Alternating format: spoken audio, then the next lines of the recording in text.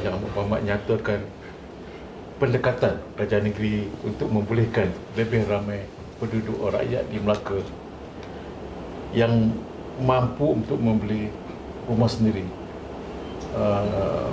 memiliki rumah mampu milik di Melaka. Okey. Baik. Matlamat utama kerajaan negeri Melaka adalah pertama sekali untuk menyediakan rumah mampu milik yang selesa, dia didiami, selamat serta sudah pasti kondisi rumah yang berkualiti. Ini selaras dengan hasrat kerajaan negeri mensasarkan satu ketika dahulu satu keluarga satu rumah. Itu hasrat kita, sasaran kita. Satu keluarga satu rumah bagi setiap penduduk dan rakyat di negeri Melaka, dan kerajaan negeri Melaka telah pun menggariskan beberapa polisi dan syarat pembangunan di dalam sebuah projek perumahan. Apa saja jenis perumahan yang akan diada di Melaka, mereka mesti mematuhi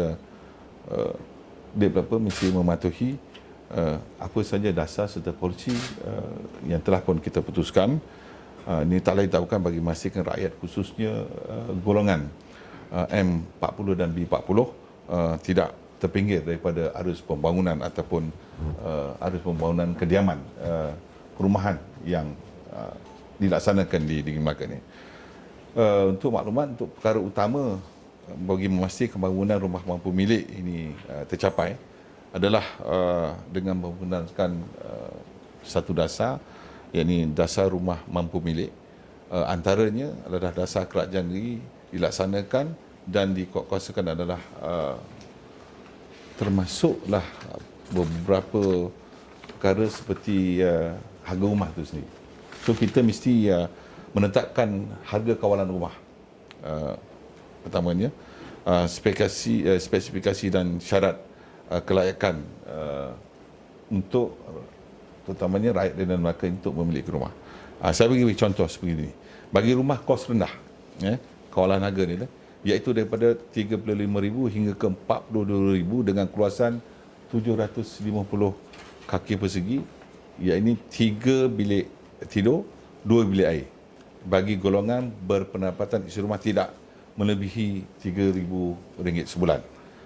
Rumah kos sederhana rendah berharga RM80,000 hingga RM100,000 dengan keluasan 850 kaki persegi, sama juga 3 bilik tidur, 2 bilik air.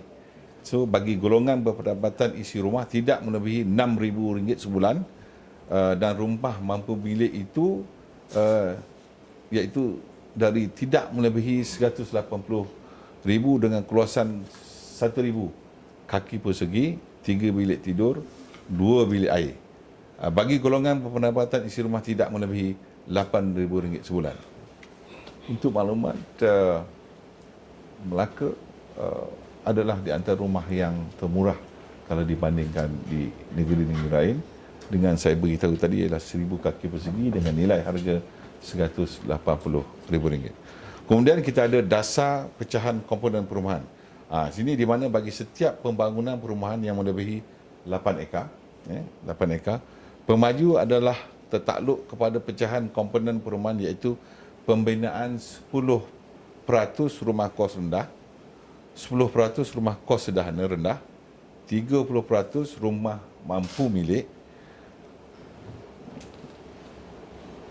dan sebelumnya dibenarkan untuk membina kira-kira 50% jenis kediaman rumah kos tinggi melebihi RM180,000 dengan 20% daripadanya harus berharga RM400,000.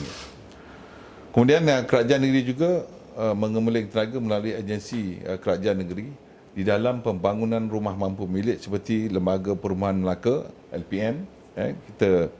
Sekarang kita disalaskan oleh Lembaga Perumahan Melaka.